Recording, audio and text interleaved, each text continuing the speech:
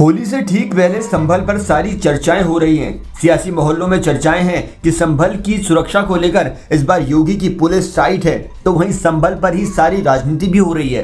पिछले कुछ महीने पहले संभल में दो समुदायों के पूजा स्थल का विवाद इतना गरमाया कि संभल की सूरत ही बदल गई। जहां कभी महज एक चौकी से सुरक्षा का काम हो जाता था, अब वहीं हर चौक पर पुलिस ने शिकंजा कस दिया है। होली से ठीक पहले मायावती ने भी संभल को लेकर सरकार को नसीहत दे डाली है। पिछले कुछ दिन पहले संभल के सीओ अनुज चौधरी का एक बयान सुर्खियों में था, जिसमें वो होली के दिन की जुमे की नमाज होने से मुसलमानों को घर से नहीं निकलने की बातें करते दिख रहे थे।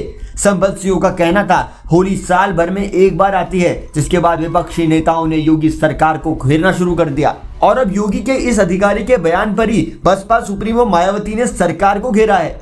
मायावती ने सरकार को नसीहत देते हुए कहा कि संभल की तरह अधिकारियों का गलत इस्तेमाल करना ठीक नहीं है और गौर करने वाली बात यह है कि बहन जी का यह बयान ऐसे वक्त में आया है जब योगी खुद संभल सीओ अनुज चौधरी की तारीफ कर चुके हैं। मायावती ने सोशल मीडिया पोस्ट पर क्या लिखा वो पहले आपको बताते हैं। मायावती लिखती हैं, जैसा कि विदित है कि इस समय रमजान चल रहे हैं और इसी बीच जल्दी होली का त्योहार भी आ रहा है, जिसे मद्देनजर रखते हुए यूपी सहित पूरे देश में सभी राज्य सरकारों को इसे आपसी भाईचारे में तब्दील करना चाहिए, तो ये सभी के हित में होगा। आगे मायावती लिखती हैं, इसकी आड़ में किसी भी मुद्दे को लेकर कोई भी राजनीति करना ठीक नहीं। सभी धर्मों के अनुयायियों के मान सम्मान का बराबर ध्यान रखना बहुत जरूरी है।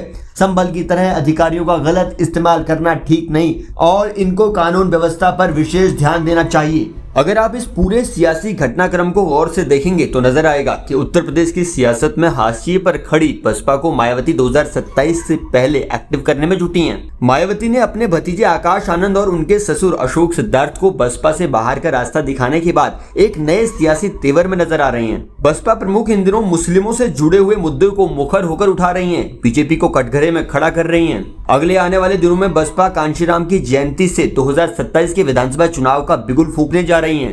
बसपा 15 मार्च को कांशीराम जयंती का कार्यक्रम लखनऊ और नोएडा में मनाएगी। मेरठ मंडल के जिलों में पार्टी के लोग नोएडा में कांशीराम जयंती मनाएंगे, जबकि लखनऊ मंडल के पार्टी नेता लखनऊ के कार्यक्रम में शिरकत करेंगे। इसके अलावा अन्य सभी जिलों के पार्टी नेता भी कार्यक्रम का आयोजन करने वाले हैं। इस तरह से कांशीराम की जयंती से बसपा मिशन 2027 का आगाज करने जा रही है। पिछले 10 दिनों से मायावती लगातार सुर्खियों में बनी हुई हैं। पहले उन्होंने अपने भतीजे और उत्तराधिकारी आकाश आनंद को पार्टी से निष्कासित किया, तो उसके बाद लगातार अपने बयानों से भी चर्चाओं में हैं। मायावती ने पिछले दिनों रमजान में मस्जिदों से लाउडस्पीकर उतारे जाने की कार्रवाई पर तीखी प्रतिक्रिया दी। मायावती ने कहा था कि भारत सभी धर्मों को सम्मान देने वाला धर्मनिरपेक्ष देश है। ऐसे में केंद्र और राज्य सरकारों को बिना पक्षपात के सभी धर्मों के मानने वाले के साथ एक जैसा बर्ताव करना चाहिए, लेकिन अब मुसलमानों के साथ धार्मिक मामलों में भी सौतेला रवैया अपनाया जा रहा है। पिछले चुनाव पर गौर करें तो बसपा प्रमुख मायावती के जमीनी स्तर पर एक्टिव न होने का सियासी लाभ 2022 के चुनाव में सपा को मिला था, तो 2024 में सपा कांग्रेस गठबंधन के पक्ष में गया था। दलित समाज का बड़ा झुकाव इंडिया गठबंधन के साथ रहा, जिसका नतीजा रहा कि बसपा का खाता भी नहीं खुल पाया। बसपा में हुए उथल पुथल और मायावती की सक्रियता 2027 के चुनाव से जोड़कर दिखी जा रही है। राजनीति के पंडित मानते हैं कि साल 2027 के चुनाव में जाटव वोट किसकी तरफ जाएगा, उससे बहुत कुछ तय हो जाएगा।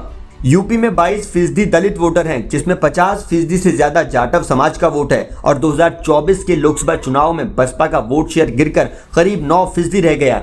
अब ऐसे में मायावती जानती हैं कि जाटव समाज भी उनसे दूर हो रहा है, इसलिए जाटव समाज को साधने के लिए मायावती सब कुछ करेंगी।